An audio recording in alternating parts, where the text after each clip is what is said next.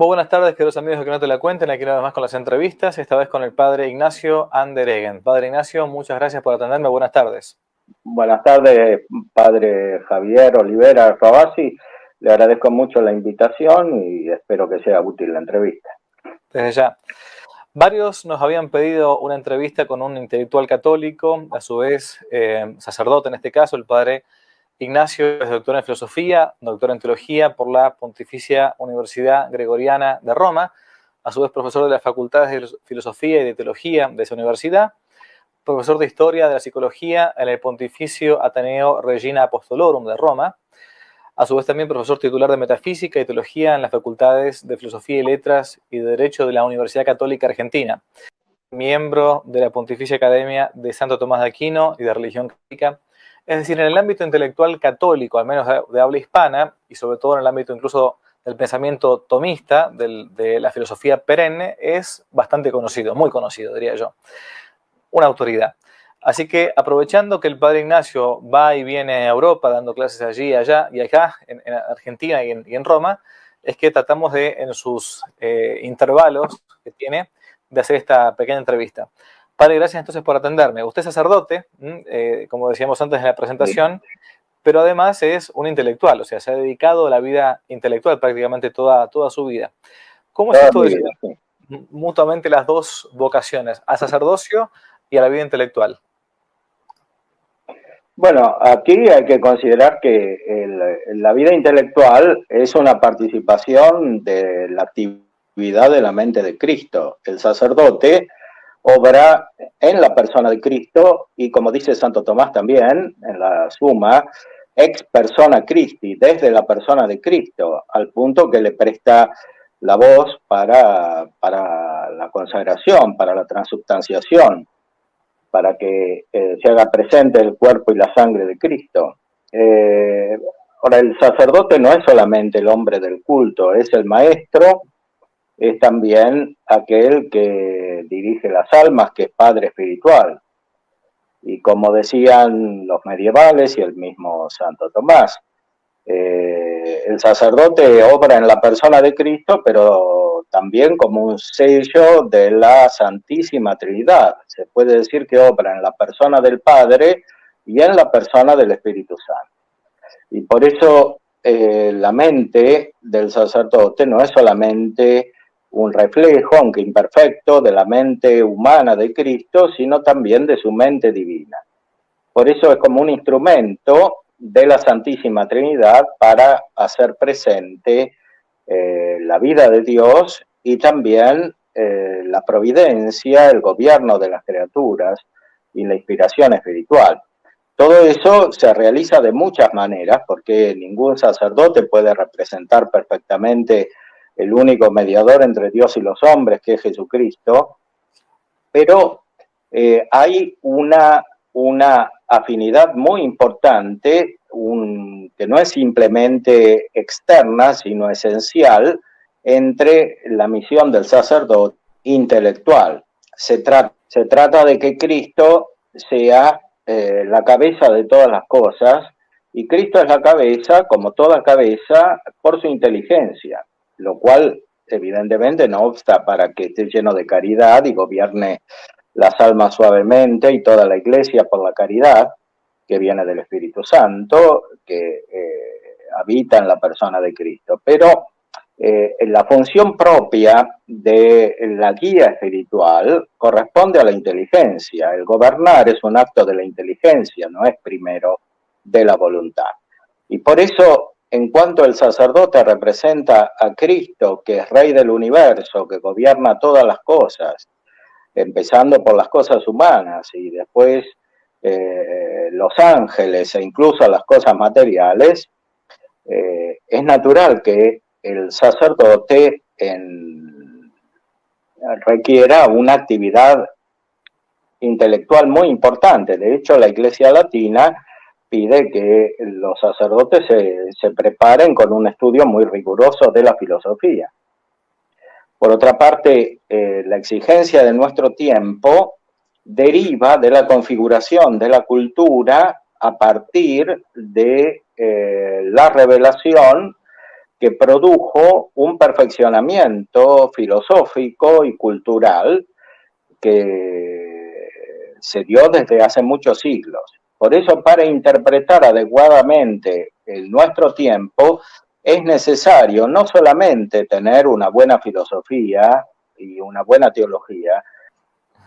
Mira, el padre Ignacio también se ha dedicado al ámbito de la psicología, ¿no?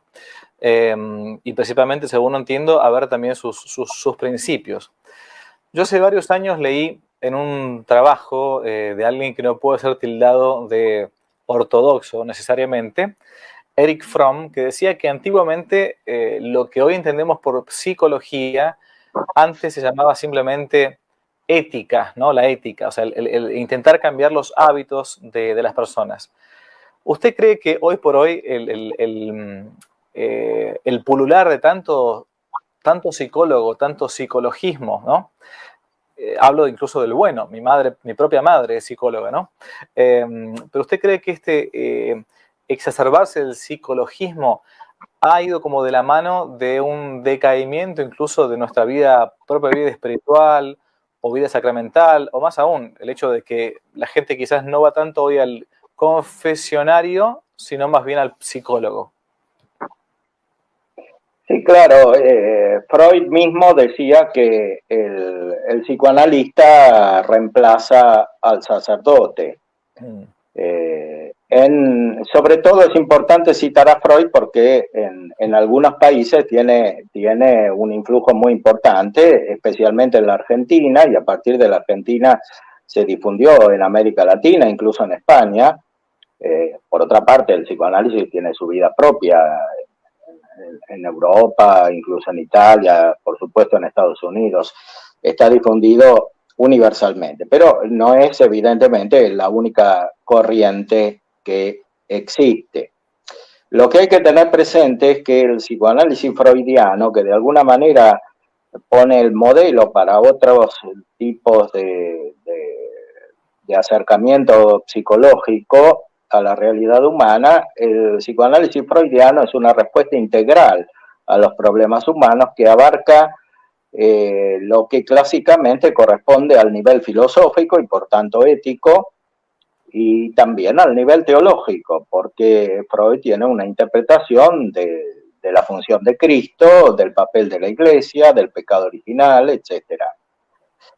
Hay que recordar que para Freud la concepción de la moral es la de Kant, lo dice explícitamente en la obra referida a la religión, Tótem y Tabú, que él entiende el tabú, que es lo referido a la moral, a la ética, en el sentido del imperativo categórico kantiano. Podríamos decir que sí, en general la psicología incluye lo que en la tradición filosófica occidental se llama ética o moral con la palabra latina, pero no es solamente este nivel epistemológico el que está incluido, sino también los correspondientes en parte a la medicina, porque hay una participación en la dimensión corporal.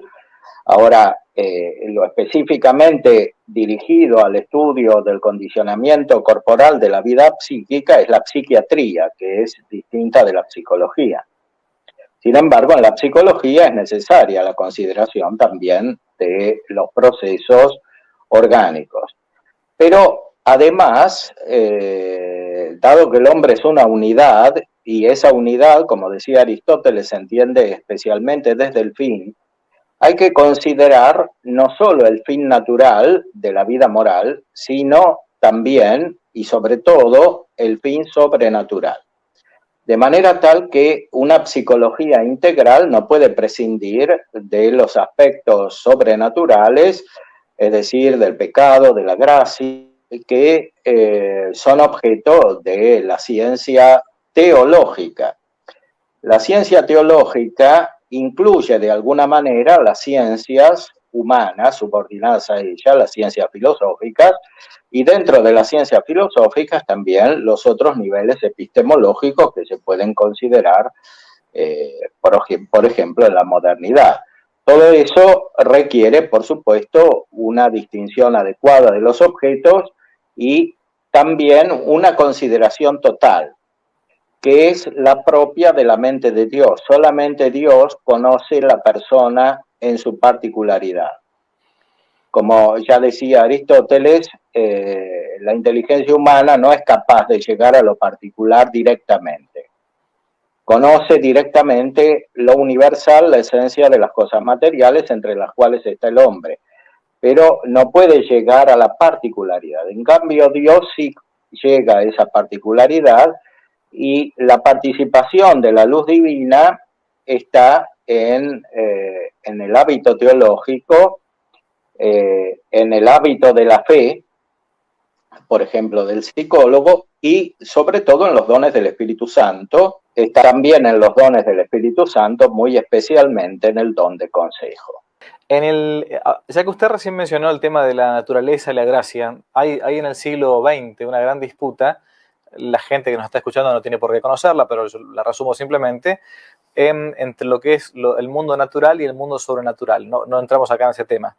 Pero en algunos ambientes, incluso de psicólogos católicos sobre todo, algunos plantean, y también no católicos, incluso protestantes, plantean que primero hay que sanear al ser humano, la naturaleza, para que la gracia pueda actuar bien. Y otros dicen, bueno, en realidad no es que esté mal eso, pero principalmente lo que cura es la gracia. Entonces, lo que se recibe, decimos en filosofía, se recibe según el modo del recipiente. Algunos plantean, si yo tengo un colador y la gracia quiere actuar, evidentemente no va a actuar del todo bien. Y otros dicen, no, momentito, la gracia hace nueva todas las cosas. Por lo tanto, una psicología cristiana en general, obviamente debe tener en cuenta la gracia de Dios, pero hacen como más hincapié en una cosa o en la otra. ¿Qué nos puedo decir al respecto? Bueno, hay que recordar que en una mirada cristiana, que es la definitiva sobre el hombre, la gracia significa el mismo ser. La gracia no es una dimensión escondida, una especie de inconsciente espiritual. La gracia es el mismo ser, es un nuevo ser que no anula el ser anterior, sino que lo confirma, como dice Santo Tomás, lo perfecciona, pero es el mismo ser. Entonces, el punto fundamental es si ese ser natural del hombre tiene la capacidad de autorregenerarse en el orden total de la vida humana. En el orden físico tiene una cierta capacidad de autorregeneración.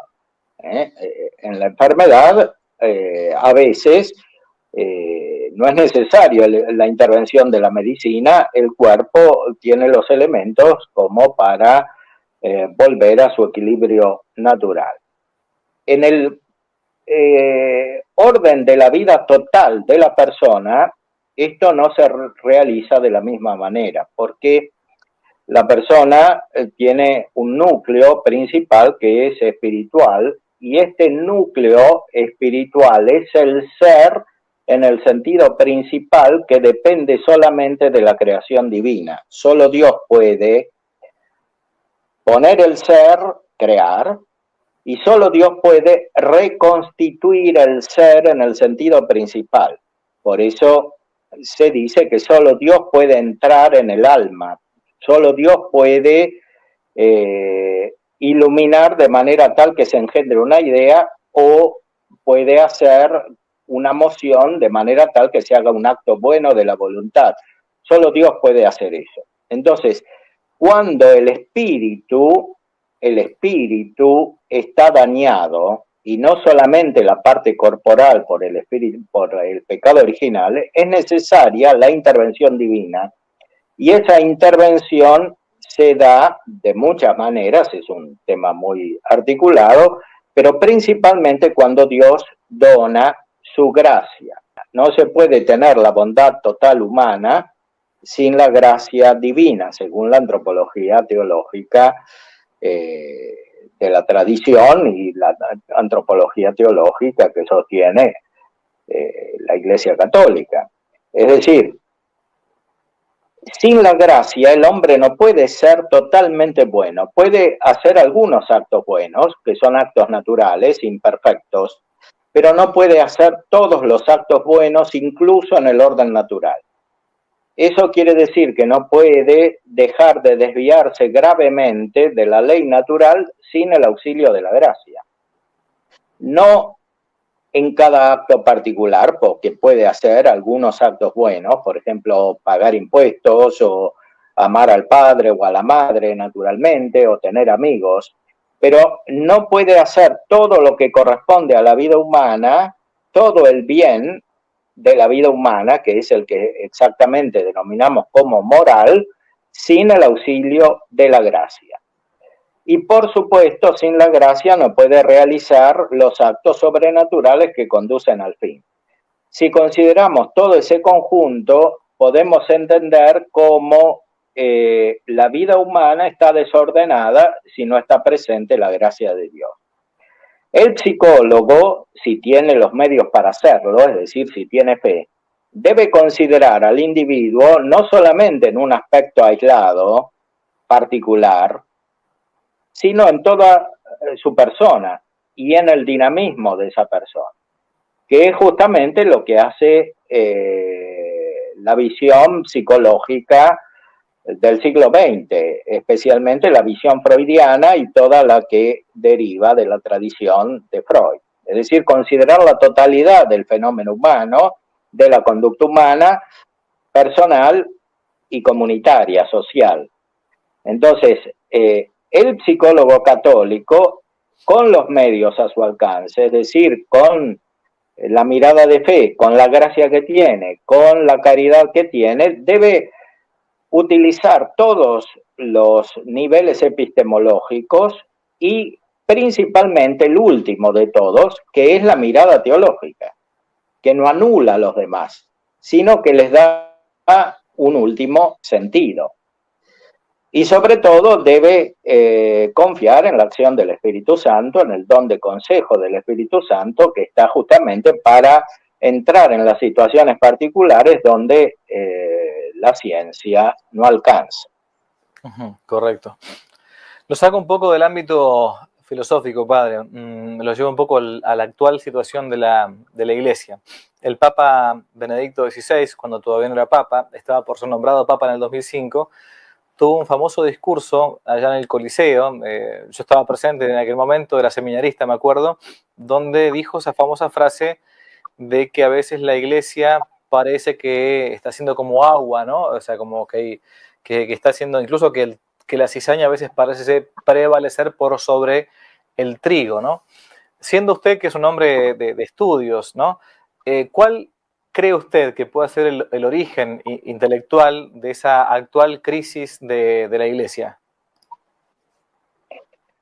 Bueno, es una pregunta muy interesante porque nos hace entender que es necesaria una mirada que vaya mucho más allá de los fenómenos contingentes que están ante nuestros ojos y que se engrandecen por los medios de comunicación, por Internet, por la cantidad de información que tenemos actualmente que en otras épocas de la Iglesia no existía. Eso puede de alguna manera hacer extraviar la perspectiva adecuada. Entonces, pensar que los problemas son solamente propios de nuestra época o que son más graves de lo que son, si consideramos la Iglesia en su conjunto como verdadero cuerpo de Cristo. Es decir, la Iglesia sigue siendo santa y sigue siendo perfecta según lo que tiene de Iglesia, es decir, según aquello que corresponde a la gracia de Dios, a la vida divina, que es lo que configura la Iglesia en acto. Por supuesto, como enseña Santo Tomás, de algún modo todos los hombres están en la Iglesia, porque en la Iglesia están también los que están llamados a la santidad, aunque no la tengan. Es decir, los que están llamados a la gracia, los que todavía no tienen fe, por ejemplo, pero pueden tener la fe. Esos también están en la iglesia, pero en una situación potencial. No tienen el mismo grado de ser y de unión que poseen los santos. Lo mismo se diga de los que tienen la fe pero no tienen la caridad porque son pecadores. Lo mismo se diga de aquellos que tienen la caridad pero no la tienen en modo perfecto como los santos que han llegado a su término. Entonces, hay distintos grados en los cuales se da la pertenencia a la iglesia, que significa convocación, es decir, todos estamos llamados. En acto perfecto, en la iglesia, en la comunión de los santos, están los ángeles y los que tienen la gracia. Los que tienen la gracia, porque son los santos, como dice San Pablo. Los otros están imperfectamente en la iglesia. Bueno, entonces, en nuestra época hay como una cierta confusión en este sentido, muy especialmente porque durante siglos se ha engendrado un tipo de cultura nominalista que hace a la inteligencia humana, incluso iluminada por la fe, incapaz de entrar en la realidad con el suficiente poder analítico, con la suficiente capacidad de distinción o de discernimiento como para distinguir, por ejemplo, lo natural de lo sobrenatural. El fin natural del hombre del fin sobrenatural. La estructura natural del ser humano de la gracia como vida divina. Cuando sucede eso, y es un fenómeno que tiene mucha antigüedad, aunque en el siglo XX se ha producido de una manera más aguda, se da una desorientación intelectual muy importante que alcanza incluso a los pastores, a los sacerdotes, a los obispos, a los teólogos, y se produce un estado de que... Ahora, esa crisis, la crisis no es algo extraño a la iglesia, no en su núcleo de santidad, como decíamos antes, sino en su configuración humana, porque la iglesia está hecha por hombres que son imperfectos, que pueden tener pecados, y no solamente hombres, personas individuales, sino también comunidades, grupos, naciones, diócesis, comunidades religiosas, etcétera. Todas esas realidades eclesiales tienen una dimensión crítica en el sentido de que están en un proceso de separación, de discernimiento entre lo que es santo y lo que no es santo. Eso es natural que suceda en todas las épocas, y en nuestra época sucede con un componente muy importante de tipo intelectual, porque hay una crisis muy profunda en la cultura, sobre todo en la cultura occidental, que es de alguna manera interior a la vida de la iglesia, porque ha sido engendrada por la cristiandad durante siglos. No por la cristiandad, por lo que tiene de santo, sino por la cristiandad, por lo que tiene de humano, defectuoso y que necesita siempre una purificación. Usted va y viene de modo permanente a Europa, ¿no? Dando clases, conferencias, cursos. Y en muchas universidades europeas, incluso romanas, se forman las futuras cabezas de la iglesia. Me refiero a futuros profesores de seminario, me refiero a futuros obispos y después, por lo tanto, cardenales y algún papa. Siempre esto sucede así en la historia, es lo que sucede. Siendo un estudioso del pensamiento de Santo Tomás de Aquino, aquel que conocemos como el más santo entre los sabios y más sabio entre los santos, ¿qué importancia usted ve que se le da a Santo Tomás en las universidades católicas en general? Bueno, aquí deberíamos hacer muchas distinciones porque las universidades católicas en el mundo son muchas, muy variadas en muchas situaciones culturales diferentes. Pero la primera gran distinción que tenemos que hacer es la que existe entre las universidades católicas en general, de las cuales habla, por ejemplo, el documento Gravissimum Educationis del Concilio Vaticano II, y las universidades propiamente eclesiásticas. Entonces, las universidades católicas son aquellas que tienen carreras de estudio de las materias normalmente enseñadas en las universidades no católicas, civiles, de todo tipo. Por ejemplo, derecho, economía, medicina, historia, letras, etc. Las universidades eclesiásticas, que tienen facultades propiamente eclesiásticas, son aquellas que se dirigen a la formación especialmente de los teólogos, los sacerdotes y los filósofos cristianos en cuanto pueden tener una filosofía adecuada a la teología. Entonces, la crisis está en los dos tipos de universidades. En las universidades católicas, en general, en todo el mundo, ha habido un proceso de secularización muy importante, en el cual se ha ido perdiendo muchas veces la esencia de la formación católica, que está dada por la adecuada filosofía y la adecuada teología. Ahora, aquí hay que considerar también que estas materias en una universidad católica no deben ser impartidas como una especie de complemento a las materias centrales o principales que serían las propias de cada carrera.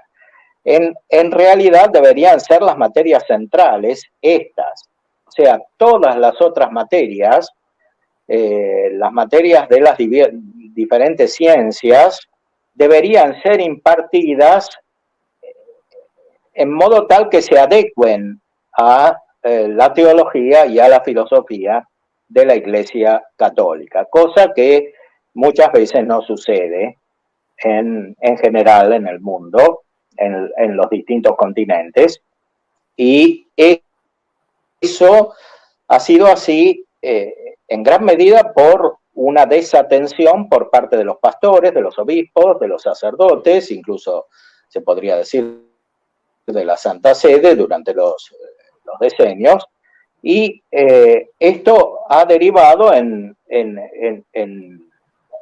una falta de vigilancia respecto de la enseñanza que se imparte, engendrando procesos que son muy difíciles de revertir, sobre todo considerando periodos acotados.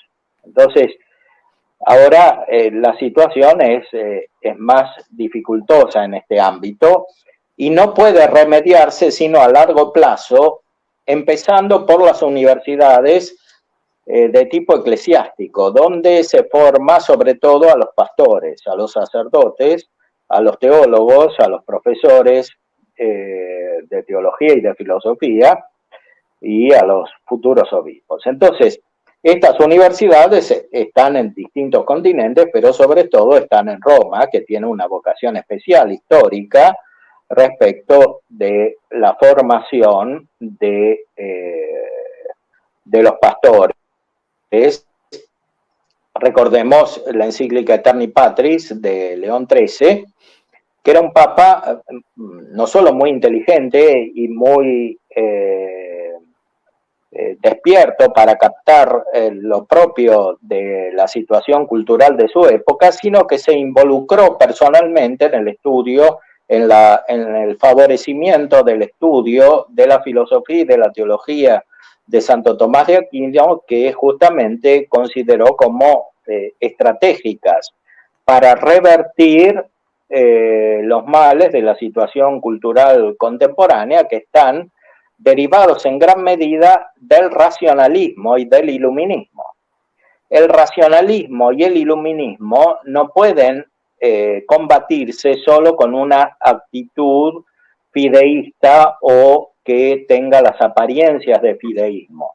Se requiere una actitud propiamente intelectual, racional, y Santo Tomás tiene el carisma filosófico necesario para esto y la claridad necesaria para establecer esta batalla cultural y además esta contribución que necesariamente debe ser racional e intelectual en nuestra época, porque nuestra época está configurada así. No se puede dar una respuesta simplicista, pietista, fideísta, apelar simplemente a los sentimientos. Eso es absolutamente ineficaz en nuestra época. Es verdad que lo principal es siempre la caridad, pero la caridad es más que un sentimiento humano. La caridad es un aspecto de la vida divina que es perfectamente espiritual. Y no puede existir la caridad si no hay conocimiento de la verdad y si no hay fe. Fe, a su vez, es incompatible con el desconocimiento de la verdad, con la falsedad, con la confusión al nivel racional, como es la que existe en grandes corrientes de la filosofía moderna y contemporánea. Por eso es tan necesario que haya una claridad a este nivel, y Santo Tomás de Aquino tiene un carisma especial para dar esta claridad. Retornando a la situación actual, le puedo comentar que hace pocos días retorné de Roma, donde estuve en la Universidad Gregoriana dando 3 cursos sobre Santo Tomás.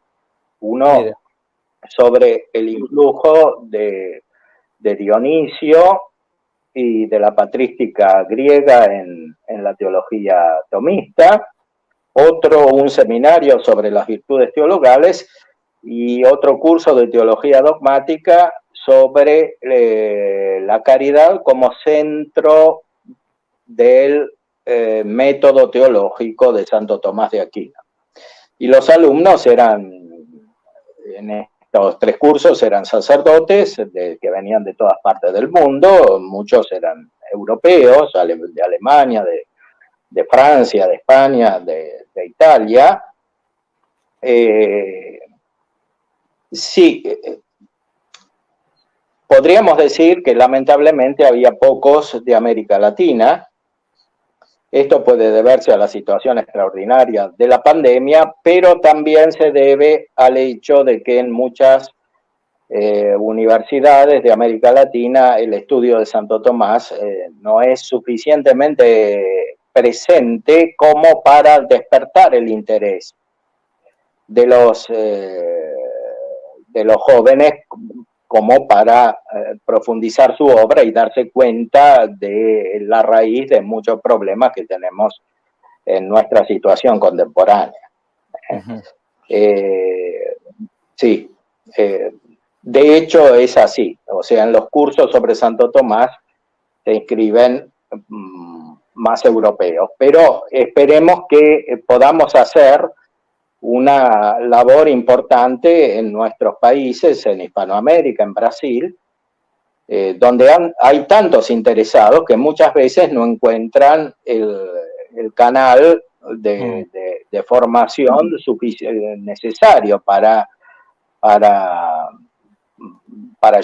llevar a término estas inquietudes, ¿no?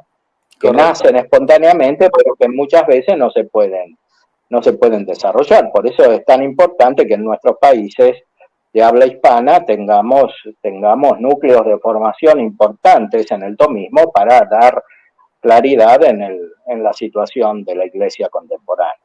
Correcto. Lo llevo a la última pregunta, padre. No solamente el ámbito intelectual está, creo yo, en crisis, sino también en la misma espiritualidad católica. Nosotros tenemos quizás una floja formación desde el punto de vista de nuestra propia espiritualidad. Y los grandes místicos de la Iglesia Católica, quizás en las últimas centurias, sin lugar a dudas, han sido la gran Santa Teresa de Ávila. Estoy hablando de los últimos 500 años nada más, porque también tenemos otros atrás. Y San Juan de la Cruz, ¿no? Los grandes reformadores, en el buen sentido de la palabra, de la espiritualidad carmelitana. Yo hace muchos años leí la famosa Subida al Monte de San Juan de la Cruz, ¿no? Un texto que la verdad que es una maravilla y que aún a su vez lo vacuna contra esas espiritualidades medio sensibleras, a veces poco realistas también, ¿no? Y yo veía, cuando lo leía tenía 24 o 25 años, una gran similitud entre el pensamiento de San Juan de la Cruz y de Santo Tomás de Aquino, con lo poco que conocía por entonces de Santo Tomás. Usted últimamente ha estado dictando un curso, de hecho lo van a poder ver en el canal de YouTube que tienen acerca de este tema. También el padre tiene otro canal de YouTube sobre sus conferencias, sus charlas. ¿Qué nos puede decir un poco de este gran santo, doctor de la Iglesia, espiritualidad especialmente, San Juan de la Cruz, y su base filosófico-teológica tomista? San Juan de la Cruz es a la teología espiritual lo que Santo Tomás es a la teología dogmática y a la filosofía. Es decir, es el punto de referencia más elevado que tenemos en la teología católica para interpretar adecuadamente los fenómenos de la vida espiritual.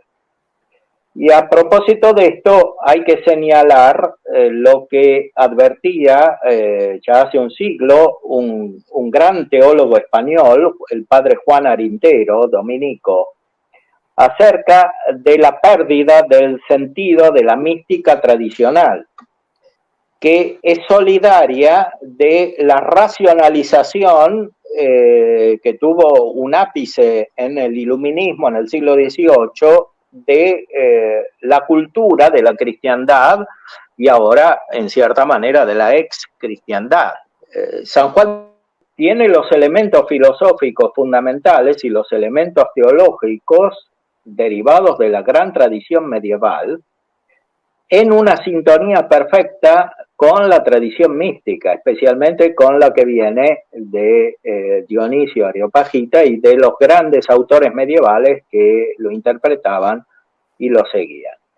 Para entender adecuadamente nuestra época y para entender la situación de la Iglesia hoy, y también para entender el camino particular de cada persona, los católicos de lengua española tenemos un tesoro en la obra de este gran santo, de San Juan de la Cruz, que es el más excelente doctor de la vida espiritual y que es absolutamente imprescindible hoy para interpretar adecuadamente los fenómenos culturales, psicológicos, sociales y eclesiales que tenemos ante nuestros ojos.